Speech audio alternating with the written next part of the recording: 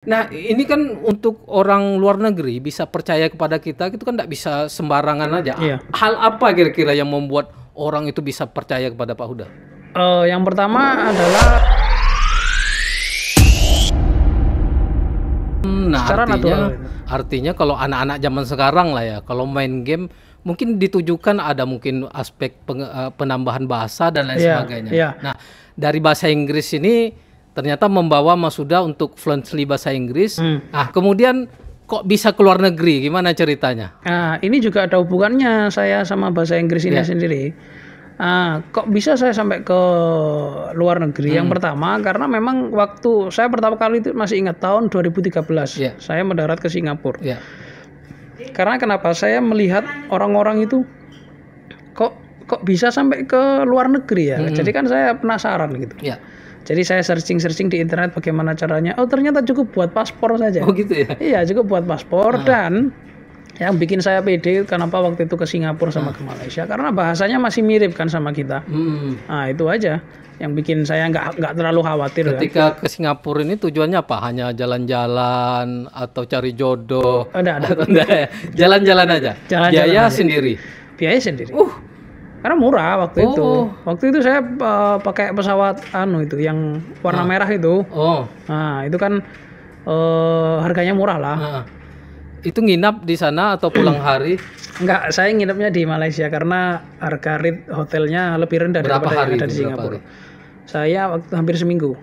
Waktu itu kan sudah jadi Gojek juga. Nggak coba aplikasi Gojek di sana? 2013. Oh, 2000 belum. Jauh sebelum itu ya? Jauh sebelum itu. Umur masih berapa itu? Saya waktu itu masih semester berapa ya? 2013. Saya masuk kuliah 2011. Semester 3. Sendiri saja? Sendiri aja. Oh, ini dapat idenya bagaimana? Kok bisa berani gitu? Aku harus keluar negeri gitu kok? Dari YouTube aja, sama internet, sama baca-baca blognya orang itu aja. Oh gitu ya. ya. Waktu itu saya terinspirasi dari kata-kata backpacker. Nah, itu pertama kalinya saya mendengar kata-kata backpacker. Apa sih backpacker itu? Nah, ternyata adalah satu istilah yang digunakan untuk orang yang bepergian secara hemat. Nah, itu. Itu nggak ngajak temen atau apa? Nggak ada saya. Kalau di Singapura, Malaysia nggak ada. Nggak takut? Takut sih ya waktu naik pesawat aja. Atau takut nggak cukup uangnya mungkin? Mungkin. Cuma kan saya sudah memperhitungkan semuanya kalau untuk masalah uang ya. Saya makan itu selalu di Johor Bahru di Malaysia. Saya nggak pernah makan di Singapura karena jarak Singapura dari Singapura ke Johor Bahru itu cuma setengah jam waktu itu. Berapa hari itu di sana? Di Singapura sama Malaysia jam waktu itu? Enggak, Singapura itu enggak ada satu hari. Maksudnya di Malaysia di mana? Kalau di Malaysia itu ya hampir seminggu saya. Lama juga ya? 4 hari 5 hari. Berapa provinsi negara bagian yang dikunjungi? Saya enggak paham ada berapa provinsi, cuma saya waktu itu di Kuala Lumpur, di Bukit Bintang, lewat Melaka, terus ke Johor Bahru. Saya nginepnya di Johor Bahru sama di Kuala Lumpur. Kuala Lumpur itu di daerah Bukit Bintang. Nah, ini keinginan keluar negeri ini tentu ada apa ya, triggernya, kenapa gitu?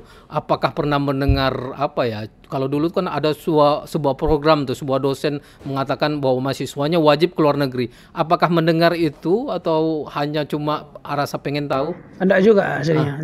Saya cuma rasa ingin tahu saja. Tapi kalau untuk yang ke Jepang, ke Jepang ini biaya sendiri juga? Enggak. Kalau ke Jepang ini saya dibiayain. Sorry. Paket hemat lah ya. Iya, paket hemat. Cari yang gratis-gratisan ya.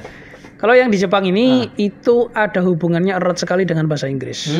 Karena dengan saya lancar bahasa Inggris, saya bisa kenalan dengan orang Jepang juga. Yang sekaligus dosen saya bisa membangun komunikasi dengan baik dan efektif. Terus bisa membicarakan proyek-proyek ke depannya. Dan saya dimasukkan ke dalam proyek dia. Kenalannya di mana? Waktu proyek juga? Kenalannya ini kebetulan waktu saya sekolah S2 di Bali. Oh iya. Nah, untuk bergabung atau kan nggak mungkin lah asal kenal gitu saja kemudian bisa dipercaya dibawa ke luar negeri. Itu apakah ada project atau Mas sudah menawarkan diri atau bagaimana? Itu ada project sebenarnya. Jadi waktu itu kan kita ya nggak tahu kalau saya mau ditawarin project kan. Tapi waktu itu kan kuliah saya kan remote sensing, lingkungan juga. Lah waktu itu remote ada sensing itu artinya penginderaan jarak jauh ya, pakai foto-foto satelit, udara, citra drone, satelit ya. gitu kan. Waktu itu ada kayak semacam tugas. Nah, terus dilihat, oh saya kok responsif gitu kan. Habis itu disuruh ngerjain project kecil-kecilan, suruh bikin peta. Pertamanya seperti itu, terus naik lagi, suruh bikin analisa remote sensing untuk temperatur di suhu permukaan laut. Artinya Pak Huda juga memperlihatkanlah kesungguhan ya. Ya, karena saya kira waktu itu cuma itu karena ada maunya atau bagaimana? Atau memang pertama pun saya tidak ada keinginan untuk ada maunya untuk dimasukkan ke dalam proyek ya. Tapi saya lihat kakak tingkat saya nih, ada omongan nih, nanti kalau kamu sering dites seperti ini biasanya kamu dimasukkan ke dalam sebuah proyek. Gitu. Oh iyalah, berarti dapat fee mas gitu kan. Loh, ya pasti lah, kamu pasti dibayar.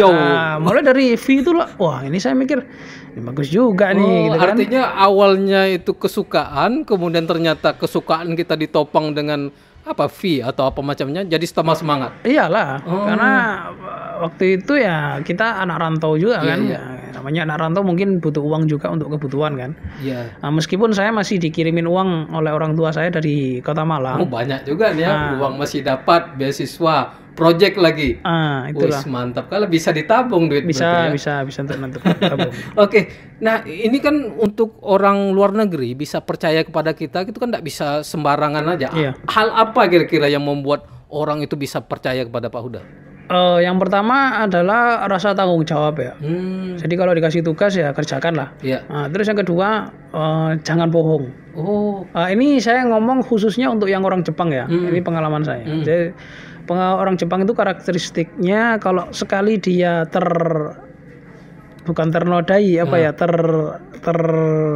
dibohongi lah gitu. Bukan dibohongi aja, tercelah gimana? Atau dia tidak suka lah.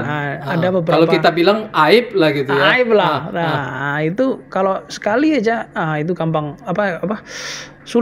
sulit untuk mengembalikan lagi. Artinya kalau sudah percaya sekali ini kebalikannya. Kalau sudah percaya banget. Sampai dia pun bisa dipercayakan gitu. Gimana? ATM dia atau misalnya. Iya. Sampai itu pun. Kalau untuk saya pernah waktu itu ini saya nggak mau buka namanya. Cuma saya pernah disuruh ngambil uang, ya kan? Disuruh ngambil uang di ATM, habis itu disuruh suruh transfer ke ya mungkin ke temennya atau perempuan. Saya yang ngambil. Gitu ya sampai. Padahal sebenarnya kalau Mas sudah tidak jujur itu ngambil banyak pun, dan saya rasa rekeningnya pasti banyak tuh duitnya. Waktu itu yang ada di situ 120 berapa atau gitu. Dia tahu mungkin ATM itu memang tidak banyak uang gitu makanya percaya. Nah, saya masih ingat kok saldonya 124 juta. Karena itu uang yang dikirim oleh pemerintah Jepang kan.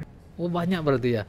Nah, sekarang gini nih, untuk keluar negeri misalnya. Nah, kalau keluar negeri kan kita pasti di sana pengeluaran banyak.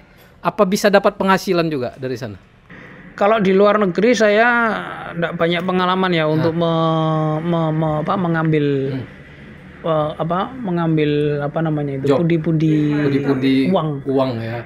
Yang bisa saya andalkan di sana adalah ya project gitulah. Project aja. Project dari sensei saya sendiri. Itu pun saya di Jepang itu enggak terlalu lama juga, paling lama seminggu gitu aja. Terus itu balik lagi ke Indonesia. Tapi saya enggak yakin ini, karena Pak Huda ini kan insting bisnisnya bagus lah gitu kan. Nengok sampah bisa jadi uang.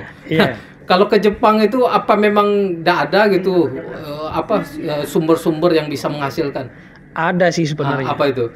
Saya waktu itu masih di Jepang, itu sebenarnya nggak kepikiran juga ada bisnis yang seperti ini. Saya di WA sama teman saya.